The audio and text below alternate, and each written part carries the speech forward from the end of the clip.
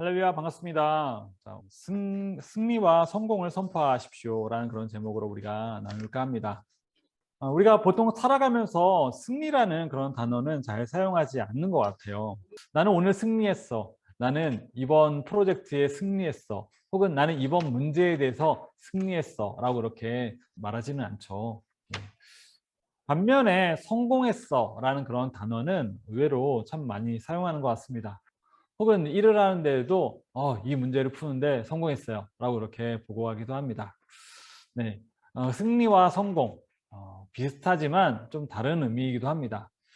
승리는 대상을 이겼다라는 의미에서 승리인 것이고, 성공은 어떤 나의 목표에 대해서 이루었을 때 성공이라고 이렇게 말을 하죠. 네.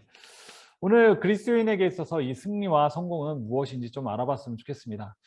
많은 그리스도인들이 이 승리와 성공의 비결을 모른 채 패배하고 혹은 실패하면서 그렇게 살아갑니다.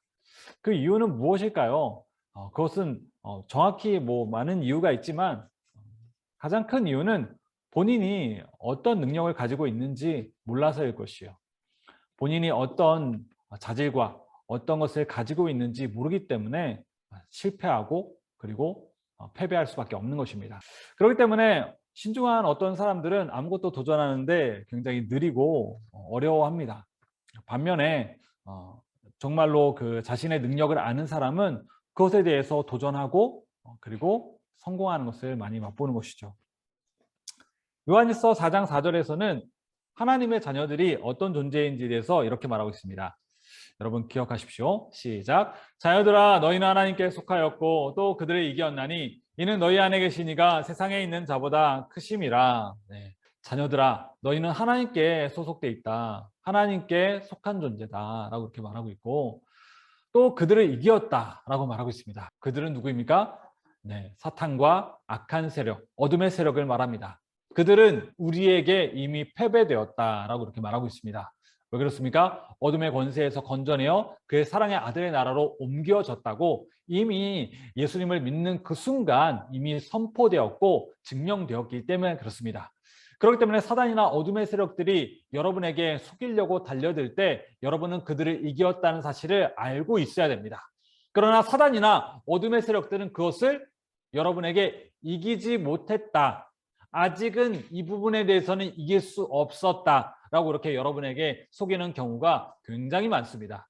여러분 스스로가 거기에 대해서 동의해서 그래, 나는 이 부분에 대해서 이긴 적이 없는 것, 나는 이 부분에 대해서 성공한 적이 없는 것, 나는 이 부분에 대해서 내가 사단과 싸운 적도 없는 것이라고 생각한다면 여러분 어떤 시대에 살고 있는 사람이냐면 구약 시대의 사고방식에 살고 있는 사람입니다.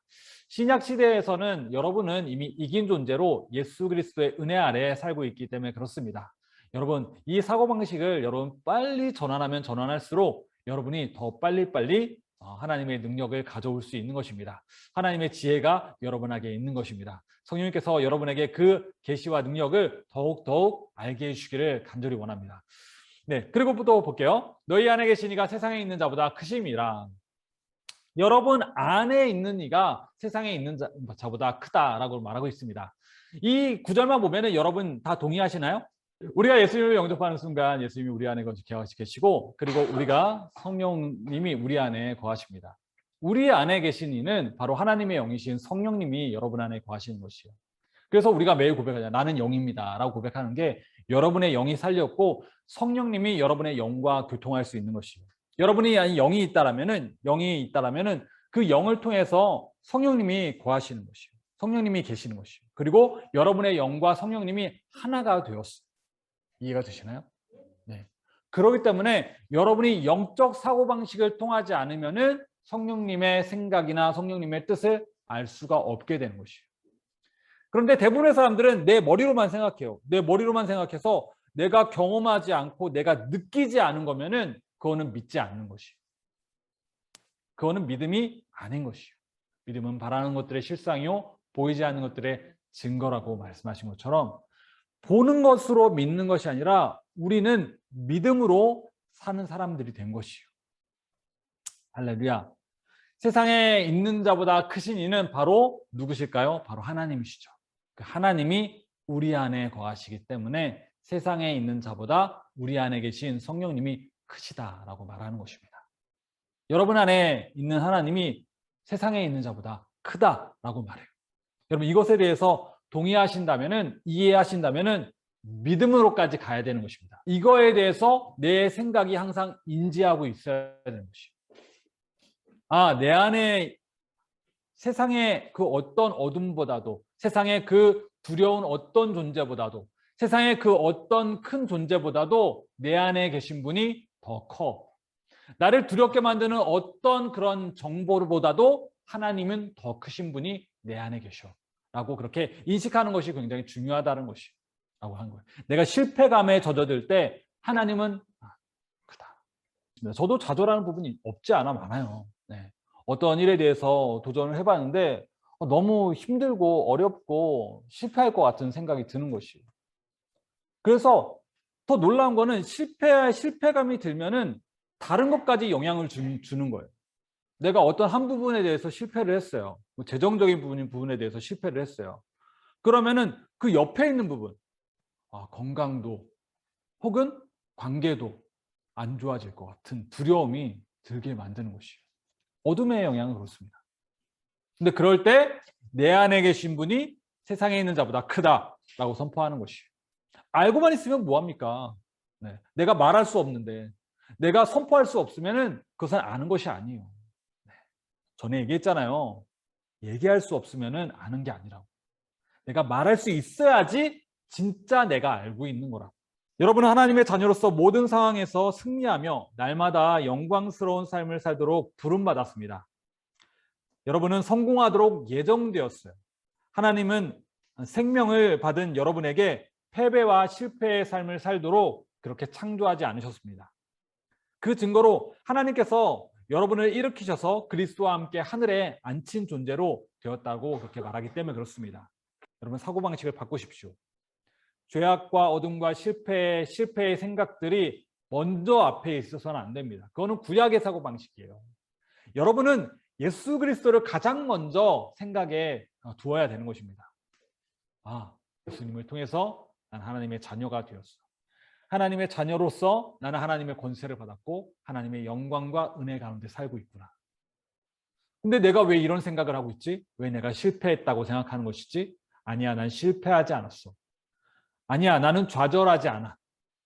왜냐하면은 나는 이 문제를 해결하고 통과할 것이기 때문에 그래요. 라고 이렇게 여러분 선언해야 되는 것입니다. 여러분 어떤 문제를 해결하기 위해서 두려움과 공포심이 여러분에게 작동되기 시작했다면은 그거에 너무 맡기지 마세요. 그거보다는 먼저 예수님을 기억하십시오. 먼저 여러분 안에 계신 세상보다 크신 하나님을 기억하십시오. 내가 내 안에 계신 이가 세상에 있는 자보다 큽니다. 내 안에 있는 분이 세상의 그 어떤 문제보다도 크신 분이십니다. 라고 그렇게 먼저 생각을 바꿔야 되는 것입니다. 그게 바로 히브리서 11장에서 말하고 있는 믿음의 사고방식인 것이에요. 많은 그런 구약의 그런 예화들이 거짓에 속아 넘어서 실패하는 모습을 봅니다. 광야에서의 삶을 보면은 이스라엘 백성이 얼마나 두려워했을지 저는 좀 많이 상상이 돼요. 애굽에서 정말 호화롭게 그렇게 노예 생활을 했어요. 호화롭게 노예 생활을 했죠. 좀 말이 좀 이상하긴 한데 호화롭게 노예 생활을 했는데 광야에서는 이제 호화로운 삶은 이제 옛날의 영광이 된 것이에요. 멋진 건축물들과 맛있는 고깃가마에 있는 프라이드 치킨은 이제 그들에게 없어요. 그들에게 무엇이 두려웠을까요? 여러분 생각해 보세요. 광야에서 사막 가운데 풀도 거의 없는 그 땅을 무리가 지어가고 있을 때 그들은 무엇이 두려웠을까요? 아마 그들은 우리가 여기서 끝나는 것이 아닐까라는 생각이 들었을지 몰라요. 그런데 하나님이 되게 놀라운 거는 그들은 광야를 지나면서 홍해도 갈라지는 것도 봤고 하나님께서 항상 함께하는 구름 기둥과 불 기둥이 그들과 함께 하는데도 그들은 믿지 않았다는 것이에요. 이해가 안 되죠. 우리는 구름 기둥만 봐도 하나님 정말 계시네. 계실지도 몰라. 막 이렇게 생각했을 텐데 그들은 믿지 않았어요. 어디서 그것을 발견할 수 있으면 가나안 땅 정탐을 갔을 때 그것이 드러나요. 하나님께서 12명의 정탐꾼을 보내서 보고하게 했는데 2명 빼고 10명은 다 우리는 메뚜기 같고 우리는 저 땅을 정복할 수 없습니다. 저 땅에 있는 사람들은 정말 거인과 같고 우리는 정말 그들 앞에서 밟으면 팍 그냥 죽어버리는 그런 존재들입니다. 하나님께서 참다 거기서 완전 실망해 버리신 것이죠. 그래? 너희들이 두려워하는 거구나. 너희들이 공포에 빠졌구나. 너희들이 저 땅에 정복하에 들어가면은 100% 아마 이스라엘 백성은 진짜 그들의 믿음대로 다 죽어버렸을 거예요. 하나님은 그럴 바에 그들의 다음 세대, 혹 그들의 믿음의 2세대들이 그 땅을 정복할지도 모르니 광야를 돌게 했던 것이요. 40년 동안 네, 다 죽어버렸어요. 그렇게 믿었던 사람들은 다 죽어버렸어요. 네, 광야에서. 그리고 그 땅에 대해서 하나님에 대해서 전적으로 신뢰하는 세대, 그 다음 세대들이 이제 그 땅을 정복하러 가는 것이죠. 여호수아 세대. 네. 그래서 그 땅을 봤을 때 우리는 당연히 정복할 수 있습니다. 그리고 요단강을 건너라 했을 때 그들은 순순히 토 하나 달지 않고 우리는 당연히 이 땅을 정복합니다. 하나님께서 주신 땅이니 우리는 정복할 수 있습니다. 하고 이렇게 갔죠. 네. 그들은 두려워하지 않았어요. 하나님의 약속과 말씀을 철저히 이해하고 기억하고 그리고 믿었습니다. 여러분, 우리의 사고방식도 이래야 되지 않을까요? 여러분의 사고방식도 그렇게 할 수 있습니다. 하나님의 말씀에서는 여러분은 하나님의 자녀라고 그렇게 분명하게 말하고 있기 때문에 그렇습니다. 세상을 이겼다라고 그렇게 말하고 있습니다. 이 승리와 성공의 공식을 여러분 머릿속에 꼭 넣으십시오. 요한복음 15장 16절 말씀을 보면은 이런 말씀이 있습니다. 너희가 나를 택한 것이 아니요 내가 너희를 택하여 세웠나니 이는 너희로 가서 열매를 맺게 하고 또 너희 열매가 항상 있게 하여 내 이름으로 아버지께 무엇을 구하든지 다 받게 하려 함이라. 네. 하나님께서 우리에게 열매가 있는 것이 당연하다라고 이렇게 계획하셨다는 것이에요. 열매가 없다라고 실망하실 필요 없어요. 실패했다고 여러분 주저앉거나 좌절하실 필요 없다는 것이에요. 그거보다는 여러분이 어떤 존재인지에 대해서 기억하면 됩니다. 하나님께서는 여러분을 성공과 승리로 창조하셨습니다.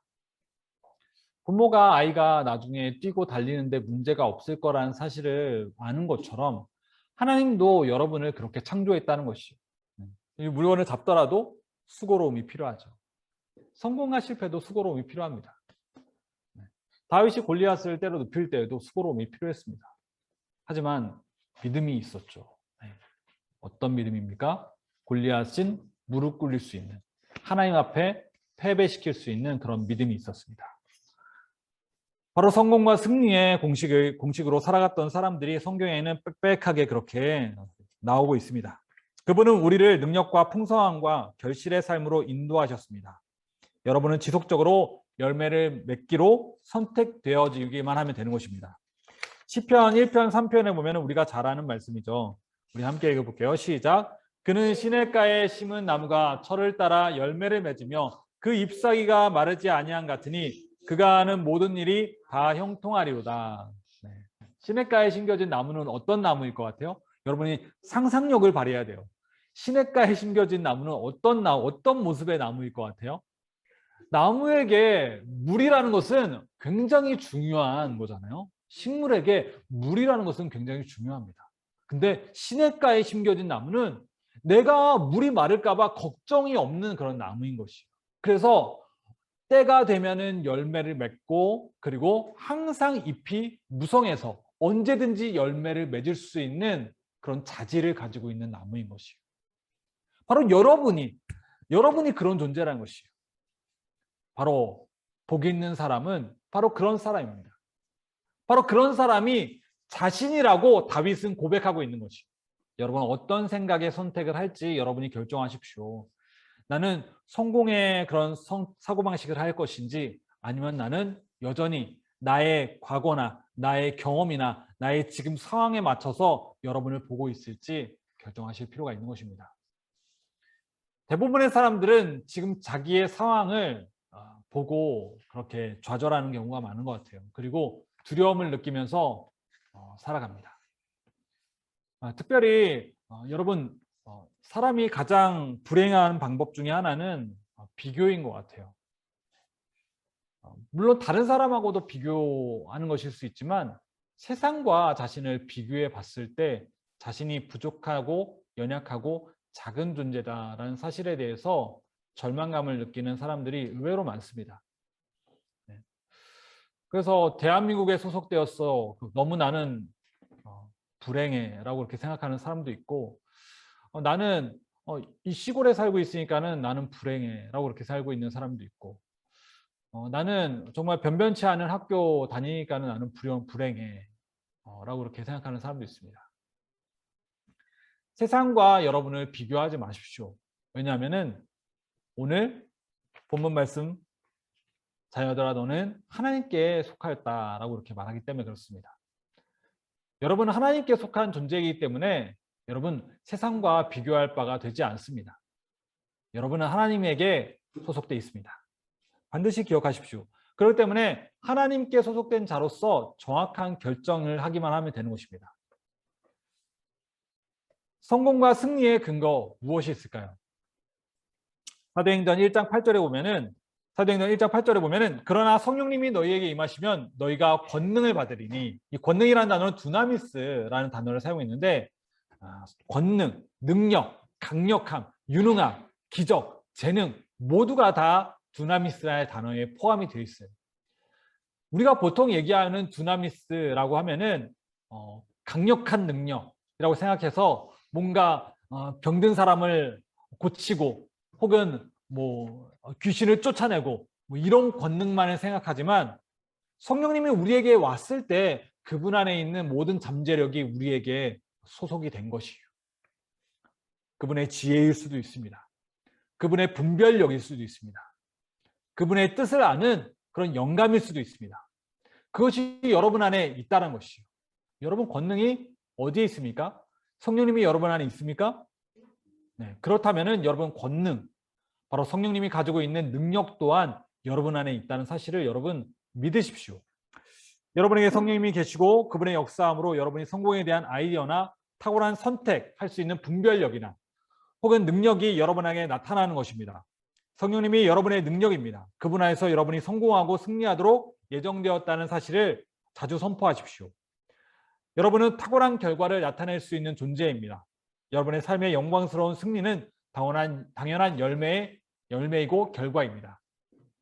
그렇기 때문에 여러분에게 세상에서는 여러분의 재능이나 여러분의 경험이나 여러분의 기질이나 여러분의 자질을 보지만 무엇보다도 여러분 중요한 것은 무엇이냐면 여러분이 정말 그것을 원하는가입니다. 성령님도 여러분에게 정말 좋은 것을 보여줄 수 있지만 결국 선택은 여러분의 몫입니다. 그렇기 때문에 가장 중요한 것 중에 하나는 바로 좋은 선택인 것 같습니다. 그것이 정말 지혜로운 선택이고 분별력이 있는가에 대해서 여러분이 성령님의 인도를 받기 시작한다면 그것만큼 좋은 것은 없습니다. 그렇기 때문에 여러분 성령님과 함께하고 말씀으로 여러분이 분별력을 가지면 가질수록 여러분은 점점 더 강해질 수밖에 없다는 사실을 기억하십시오. 그럼 어려운 때에 여러분 어떻게 해야 될까요? 그 어려운 때에 디모데 후서 2장 1절에서는 내 아들아 그러므로 너는 그리스도 예수 안에 있는 은혜 가운데서 강하고 라고 이렇게 말하고 있습니다. 성경에서도 여러분은 점점 더 강해져야 된다라고 이렇게 말하고 있습니다. 우리는 이미 강한 존재고 하나님의 두나미스 같은 권능이 있는데 내가 더 강해질 필요가 있을까요? 라고 생각할 수 있습니다. 여러분 안에 잠재력이 두나미스라면은 여러분 실제로 그 잠재력을 끌어올려서 여러분 삶에 발현하는 것이 바로 강해지는 것입니다. 여러분은 점점 더 강해질 수 있는 존재입니다. 강해져야 되는 것입니다. 그 인내의 시간을 견뎌내고 훈련해야 되는 것입니다. 많은 사람이 두려움으로 훈련합니다. 그러나 두려움으로 훈련하는 사람이 아니라 정말 내가 원하는 그곳까지 갈 수 있어 라고 그렇게 믿고 선택하고 뛰어드는 사람인 것입니다. 우리는 그리스도 예수 안에서 점점 더 강해지는 존재입니다. 여러분의 생각, 여러분의 고집, 여러분의 그런 옛 자아는 점점 약해질 수 있습니다. 그러나 하나님은 여러분을 약한 종으로 부르시지 않았기 때문에 그렇습니다. 어찌 부모가 자녀가 약해지는 것을 원합니까? 저희의 자녀들이 강해지는 것을 원하는 것처럼 하나님도 여러분이 강해지는 것을 원합니다. 잠언 24장 10절 말씀을 함께 보면은 우리 함께 읽겠습니다. 시작. 내가 만일 환난 날에 낙담하면 내 힘이 미약함을 보임이로라. 네. 저도 약해질 때 누군가 저를 위로했으면 좋겠다라고 이렇게 생각이 들 때가 있더라고요. 그런데 정말 절망하면은 그 위로가 안 되는 경우를 봅니다. 정말 낙담하면은 그 위로가 아무 도움이 안 돼요. 왜냐하면은 그 큰 문제가 해결될 기미가 안 보이니까. 잠언 24장 10절에서 이렇게 얘기하고 있어요. 내가 만약 환난 날에 낙담. 난 실패했어. 난 모자라.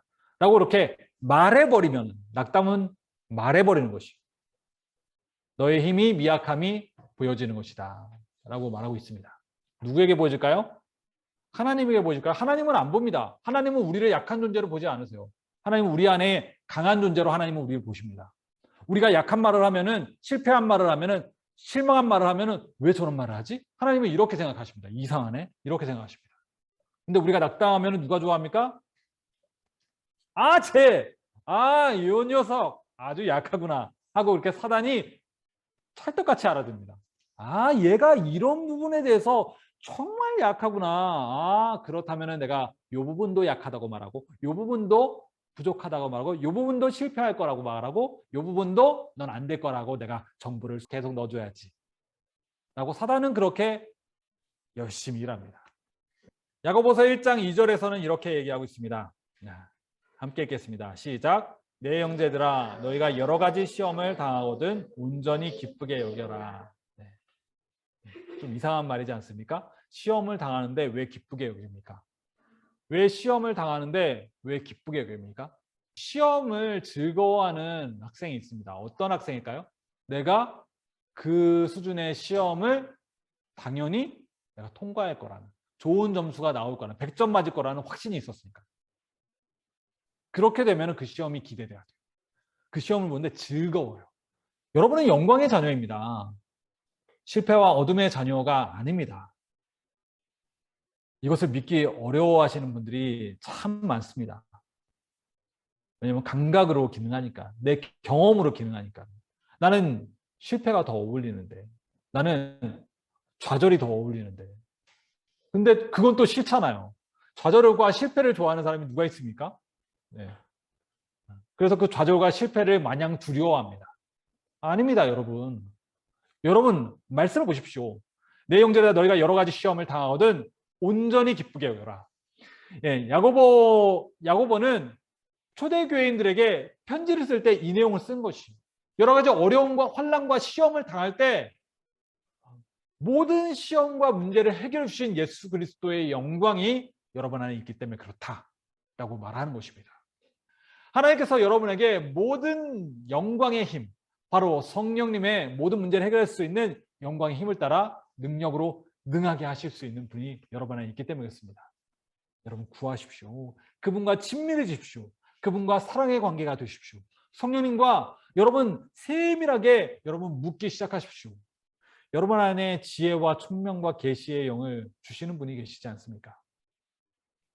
그것을 알고 계시다면, 믿으신다면 들을 수 있는 시간만 여러분이 내어드리면 되는 것입니다.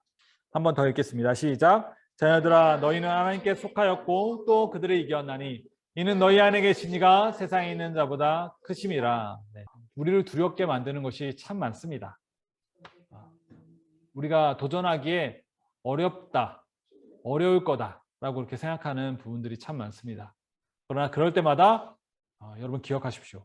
가장 먼저 무엇을 생각하라고요? 좌절과 실패를 생각하는 것이 아니라 무엇을 생각하라고요? 여러분 안에 있는 예수 그리스도 안에 있는 성령님이 여러분 안에 있다는 사실을 기억하십시오. 그분이 크시고 세상을 이기신 분이시다. 그분이 내 안에 계시니 나도 세상을 이기고 세상을 정복하고 다스리는데 부족함이 없는 그런 존재다 라고 여러분 인식하고 생각을 전환하는 것입니다. 할렐루야.